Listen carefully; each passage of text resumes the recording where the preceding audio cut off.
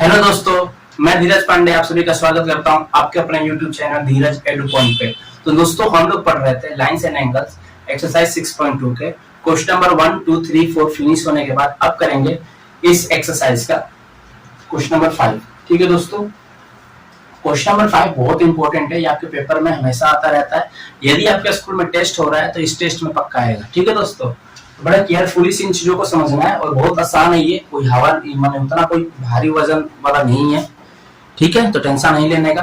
ठीक है, कोई दिक्कत नहीं होगा। चलिए शुरू करते हैं। देखिए फिगर हमें दे रखा है 6.27 वाला, यानी कि यहाँ पे फिगर जो दे रखा है 6.2 वाला। ठीक है, आपके एनसीईआरटी बुक में है कि पी क्यू जो है वह क्या होगा आर एस। और 2 मिरर दे रखा है, देखो यहाँ पे शीशा दे रखा है यानी mirror placed parallel to each other. Incident ray AB strikes the mirror PQ at B. PQ at B.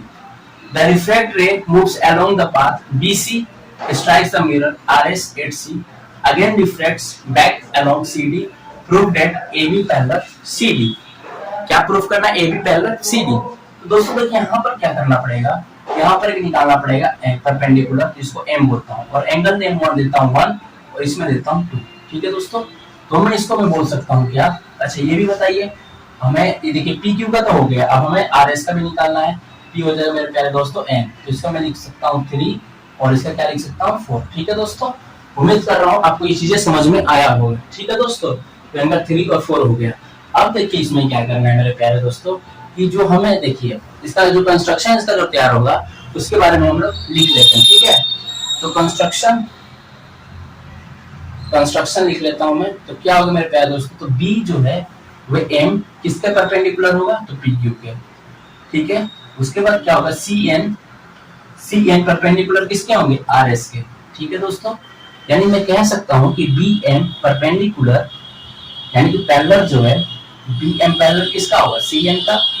और आप इसका एक रीजन दोगे, रीजन क्या है तो मैं आपको बता देता हूँ। लिखोगे क्या रीजन में, क्योंकि परपेंडिकुलर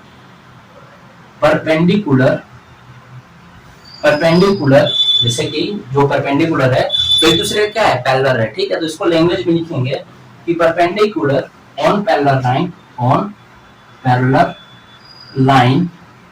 देखिए perpendicular on parallel line are also parallel. Okay, ठीक है, पैरेलल एक दूसरे का। ठीक है, तो ये रीजन हो गया। तो देखिए मेरे प्यारे दोस्तों, तो एंगल 1, एंगल 2, एंगल 3, एंगल 4 ये क्या होंगे, लॉ ऑफ रिफ्रैक्शन होंगे। क्या होंगे, लॉ ऑफ रिफ्रैक्शन, क्योंकि रिफ्रैक्ट कर रहा है। ओके दोस्तों, तो एंगल 2, एंगल 3 ये हो जाएगा। देखिए यहाँ पे एंगल 2 और एंगल 3 क्या होगा, अल्टरनेट इंटीरियर एंगल। ठीक है प्यारे दोस्तों, तो पहला स्टेप, दूसरा स्टेप, तीसरा स्टेप आपको समझ में आ गया होगा। आप इससे क्या करेंगे, angle 1 is equal to angle 2, angle 3 is equal to angle 4। तो angle 1 plus angle 2 is equal to angle 3 plus angle 4। ठीक है दोस्तों, तो एंगल 1 और 2 जो होगा क्या होगा इसमें बता सकते हैं आप, तो A B C, angle A B C, तो एंगल ए बी सी और इसका क्या होगा मेरे प्यारे दोस्तों, बी सी डी। तो एंगल देखिए ए बी और सी, ये किसके हो गया, ए बी सी 1 और 2 का, बी सी डी हो जाएगा। ठीक है, बी सी डी। कारण बताओगे इसमें, इसका कारण क्या होगा कि these angles are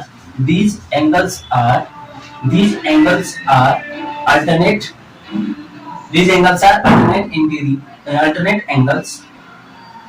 ठीक है दोस्तों, इसलिए तो ए बी जो होगा किसका पैरेलल होगा मेरे प्यारे दोस्तों, सी डी के। यही हमें पूछा है, ये हम लोग का फाइनल आंसर हो गया और हम लोग का प्रूफ भी कर दिया।